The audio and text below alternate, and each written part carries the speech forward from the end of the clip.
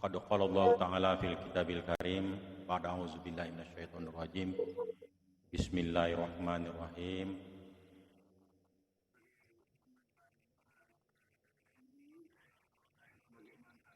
Wa ma arsalnaka illa rahmatan lil alamin.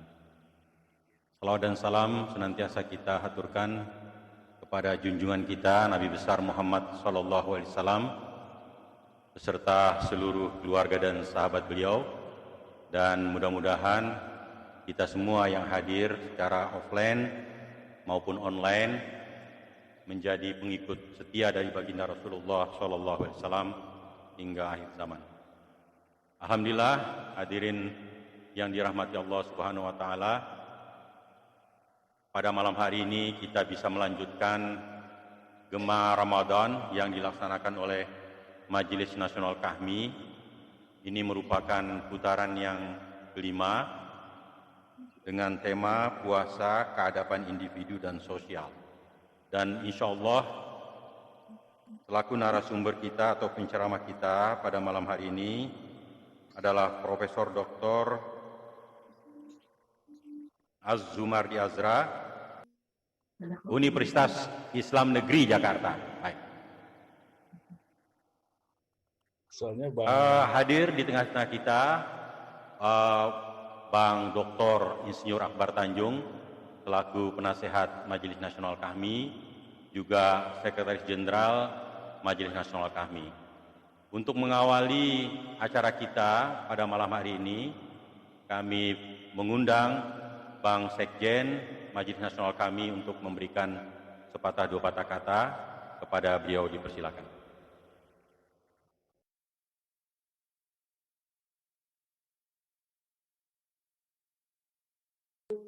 Bismillahirrahmanirrahim. Assalamualaikum warahmatullahi wabarakatuh. Alhamdulillah wa syukurillah, la hawla wa la quwata illa billah. Allahumma shalli ala Muhammad la nabiyya ba'dah. Bang Akbar yang kami muliakan, Pak Prof. Ajumaji Azra yang kami banggakan, para senior, ada Bang Nazarudin Nasution, ada beberapa kawan-kawan dari MD MUI, ada beberapa senior yang hadir juga offline di MN kami, para ketua bidang, para pengurus, singkatnya hadirin hadirat yang berbahagia. Kita bersyukur pada Allah, alhamdulillah seluruh rangkaian acara kegiatan Ramadan Majelis Nasional kami berjalan dengan lancar. Atas nama Presidium dan Koordinator Presidium, kami mengucapkan terima kasih atas partisipasi kawan-kawan semua. Malam ini ada dua rangkaian kita, kegiatan Ramadan, dan kita kaitkan dengan sholat gaib untuk para syuhada yang meninggal, yang gugur dalam mengawal wilayah KRI, ya, ini gugur di KRI Nanggala 402. Semoga arwah para syuhada itu diterima di sisi Allah.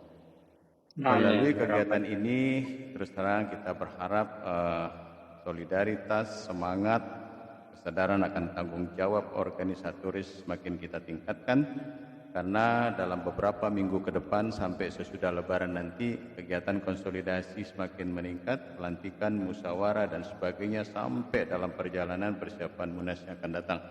Semoga energi Ramadan ini menyertai kita selalu dalam melaksanakan tugas dan tanggung jawab kita, dan semoga ibadah Ramadan kita semua diterima oleh Allah Subhanahu wa taala. Saya kira demikian, singkat saja karena kita ingin porsi waktu banyak. Kita dengar uraian, pandangan, ulasan dan ceramah dari kanda kita Prof. Ajumaji Azra. Terima kasih. Wassalamualaikum warahmatullahi wabarakatuh. Waalaikumsalam warahmatullahi wabarakatuh. Kita lanjutkan dengan sepatah dua patah kata dari senior kita, Bang Akbar Tanjung. Kepada beliau dipersilakan.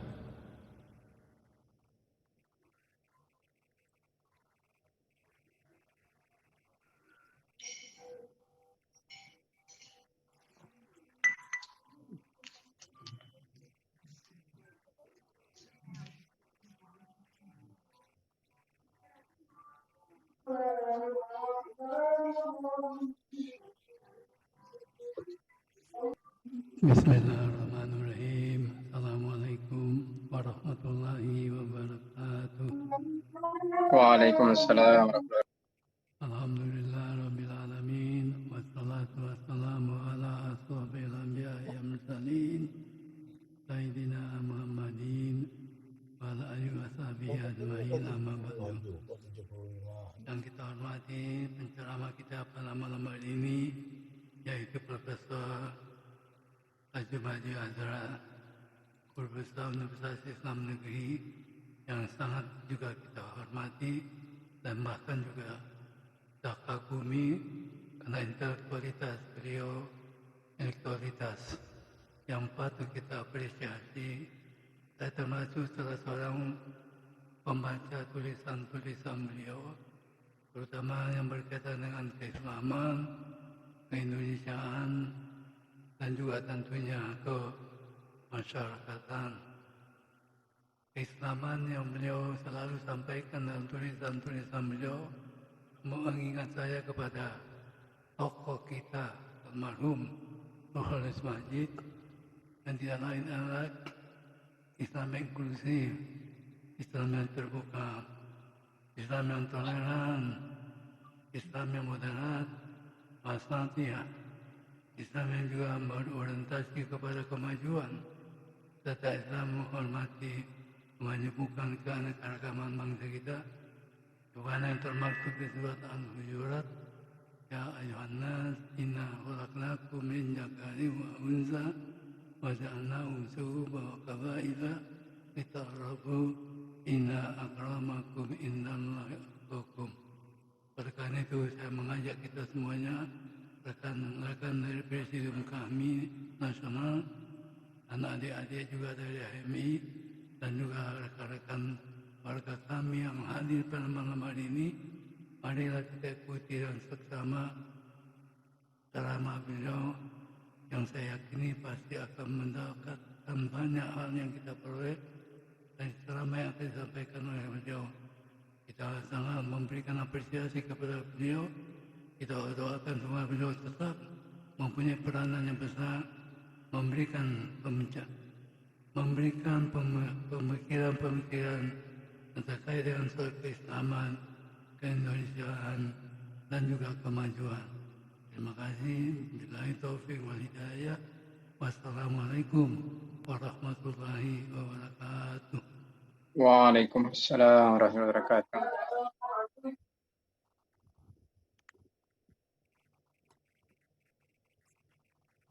Terima kasih Bang Akbar. Selanjutnya kita masuk ke acara pada penceramah kita malam ini, Profesor Azumardi Azra. Ya, sebagaimana kita ketahui di bulan Ramadan ini kita perlu menampilkan keadaban individu maupun keadaban sosial yang lebih daripada bulan-bulan selanjutnya, karena untuk menampilkan keadaban individu dan sosial ini perlu energi iman yang besar. Dan apabila individu, masing-masing individu telah menampilkan keadaban individu dan sosial, tentu saja akan tercipta masyarakat yang rahmatan lil alamin. Selanjutnya kami persilakan kepada Prof untuk menyampaikan tausiah malam ini di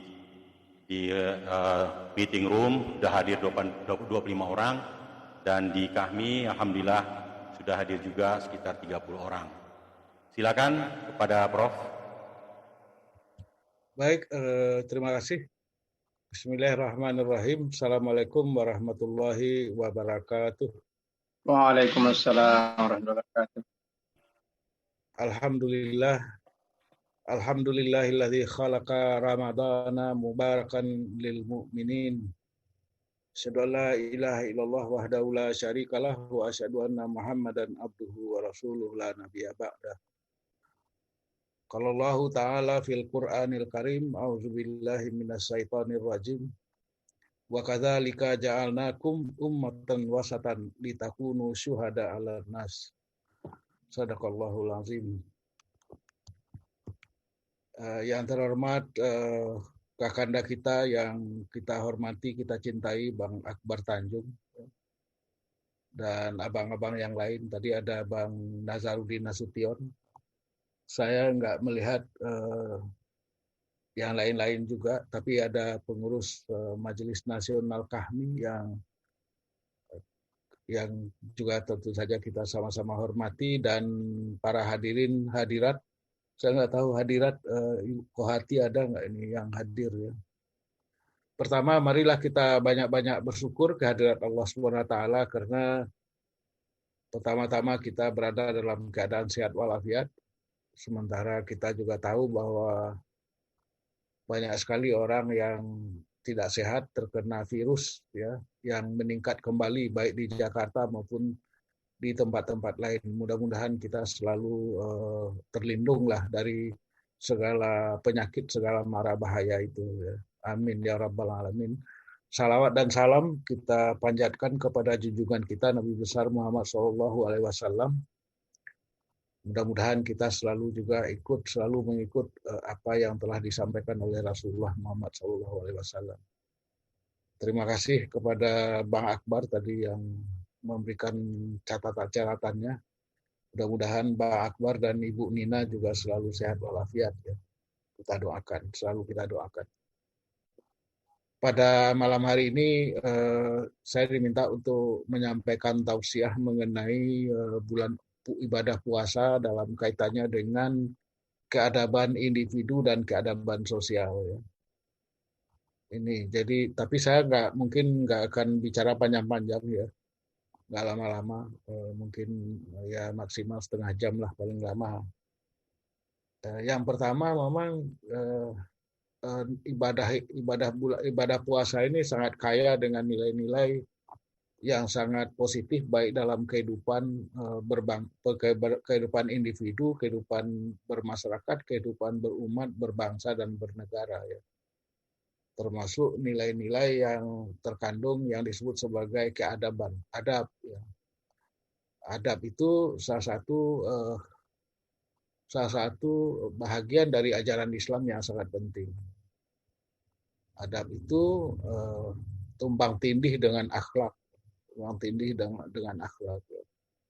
Adab itu mengatur hubungan antar manusia, hubungan dengan adab terhadap guru, adab terhadap tetangga kita, adab terhadap saudara-saudara kita, karib kerabat kita. Jadi adab itu sangat penting. Adab. Jadi karena di dalam adab itu kalau kita lihat kata yang terkait dengan adab itu adalah ta'dib. Ta'dib itu yaitu pendidikan. Jadi terkandung di dalamnya itu pendidikan, makna pendidikan. Tentu juga yang terkait dengan istilah pendidikan itu selain ta'dib adalah tarbiyah. Tarbiyah, tapi yang lebih lazim kita pakai di Indonesia adalah tarbiyah ya, tarbiyah. Tarbiyah itu lebih berarti pengasuhan, kepengasuhan. Kalau ta'dib lebih luas lagi ya, ta'dib itu membuat beradab orang, anak-anak dengan belajar, dengan diberikan ilmu menjadi lebih beradab ya. Itulah proses ta'dib, selain memberikan ilmu pengetahuan, tapi juga membentuk karakter, membentuk kepribadian. Jadi itu ya adab ataupun ta'dib itu ya. Kalau di dalam bahasa Indonesia istilah adab ini ya, tapi adab juga bisa berarti kesusastraan ya. Sesuatu segala yang halus menyangkut kesusastraan itu disebut dengan adab ya. Makanya kalau kita lihat di IAIN atau di UN itu ada namanya Fakultas Adab. Fakultas Adab itu fakultas kesastraan sebetulnya, kesusastraan gitulah kira-kira, hal yang terkait dengan kehalusan bahasa, kehalusan tulisan dan lain sebagainya. Ya, jadi itu dia kalau kita bicara mengenai adab, adab, dan kemudian yang populer dalam bahasa Indonesia itu adalah keadaban, keadaban individu, keadaban sosial. Jadi keadaban individu itu tentu saja adalah nilai-nilai yang sesuai dengan ajaran Islam yang tumpang tindih dengan akhlak ya, dan kita tahu bahwa akhlak itu sangat penting di dalam Islam ya. Bahkan Rasulullah itu dikatakan tidaklah aku diutus innama bu'istu liutamimah makarimal akhlak, tidaklah aku diutus kecuali hanya untuk menyempurnakan akhlak manusia ya. Akhlak itu ya terkait dengan akhlak baik terhadap pribadi sendiri, kita juga harus berakhlak sama diri kita sendiri, menjaga marwah diri kita sendiri, menjaga martabat diri kita sendiri, itu termasuk akhlak pada diri sendiri ya. Menjaga diri dengan sebaik-baiknya itu termasuk akhlak. Jadi diri kita itu adalah amanah dari Allah Subhanahu wa taala. Jadi amanah itu harus dijaga. Nah, menjaga itu adalah dengan berakhlak pada diri sendiri. Tentu saja juga ada akhlak pada orang lain yang ada di luar diri kita sendiri, kepada keluarga kita, kepada tetangga kita yang lebih luas, kepada umat kita, kepada bangsa kita. Jadi bahkan akhlak itu tidak hanya mencakup hanya manusia, tapi juga harus ada akhlak terhadap makhluk-makhluk Allah yang lain. Apakah makhluk itu hewan atau hayawanat atau tumbuh-tumbuhan, nabatat, atau jamadat. Jamadat itu benda-benda padat, benda-benda padat atau benda-benda yang cair seperti air, seperti tanah, itu termasuk dalam pengertian jamadat itu. Tetap harus ada berakhlak. Jadi Islam itu mengajarkan sebetulnya kehidupan yang komprehensif, adab yang komprehensif ya. Adab baik, adab pada diri sendiri maupun adab pada lingkungan yang lebih luas. Nah, yang tadi saya sebut sebagai akhlak yang tumpang tindih dengan adab ya. Satu adab itu juga bisa diartikan sebagai, kalau bahasa Inggrisnya itu manner. Manner itu tata cara yang pantas, yang patut ya diperbuat, dilakukan oleh orang, baik dalam kaitannya dengan dirinya sendiri maupun dengan lingkungan yang lebih luas. Nah, sebetulnya kita lihat di Indonesia ini sering menjadi percakapan ya, bahwa sejak masa reformasi khususnya kita mengalami kemerosotan keadaban publik ya, yang dalam bahasa Inggris sering dikatakan sebagai public civility, ya, keadaban publik kita. Kita kalau di jalan raya suka menerobos ke sana ke sini, ya kan, membuang sampah ke sana ke sini, tidak mematuhi ketentuan ya, dan kemudian tidak menghargai orang lain, misalnya ketika berada di jalan raya, serobot sana, serobot sini misalnya. Itulah bahagian dari kemerosotan keadaban publik kita. Mungkin keadaban individu kita sih mungkin baik-baik saja ya kan, baik-baik saja. Tapi kemudian ketika berubah menjadi keadaban publik, maka kemudian kita gagal di dalam menerapkan keadaban publik itu ya. Sehingga kemudian kalau sering kita lihat masyarakat kita khususnya di jalan raya adalah masyarakat yang kelihatannya kacau, nggak beraturan gitu ya. Orang nggak menghormati misalnya adab berlalu lintas misalnya. Atau juga bahkan dalam konteks yang lebih luas, orang tidak lagi menghormati adab bermedia sosial misalnya, sehingga kemudian media sosial itu menjadi ajang untuk caci maki, menghasut, memfitnah, menyebarkan kebohongan gitu. Itu yang terjadi ya. Jadi kelihatan di ranah publik itu keadabannya menjadi hilang, walaupun padahal ya sebetulnya keadaban publik itu sangat penting. Public civility itu sangat penting dalam rangka terutama dalam kaitannya dengan membangun demokrasi yang sehat. Jadi kalau orang berbicara mengenai demokrasi, selalu demokrasi itu memerlukan prasyarat tertentu. Di antara prasyarat tertentu itu adalah yaitu adanya civic culture. Civic culture itu budaya kewargaan.